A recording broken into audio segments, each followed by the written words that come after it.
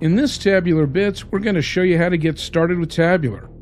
We're going to create an organization, use the Spark Setup Wizard, and then query the data using Spark. The first step is to create your profile, and we do that using your Google account. The first step will be to name your organization. You can always change it later, but you gotta do it now. We've called ours Big Corporation. Now the fun part, we're gonna use the Spark Connection Wizard. We'll go ahead and click here to get to our next step.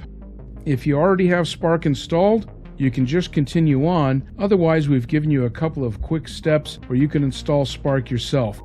This will adapt depending on the operating system you're running from to suggest whether you use PowerShell or a terminal window.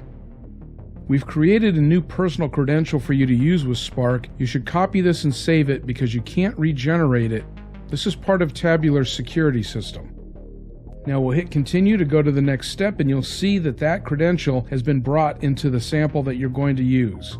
Here you see the run command with the credential embedded.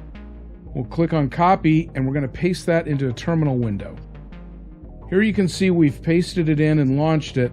We've done a few other things too, and we'll get to that in just a second. So let's issue a few commands so you can see that Spark is working. The first will be show databases, and then we'll do a use. You can see here we've executed the command. We see default, examples, and system databases available.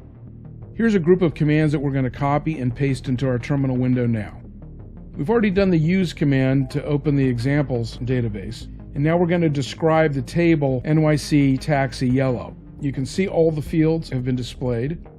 Moving to the next command, we're going to create a table. That executes successfully. And finally, we're going to execute a select statement on that table to see how people have been tipping their drivers. And that's it. That's all it takes to get started with Tabular and use Spark. Visit our website to find out more.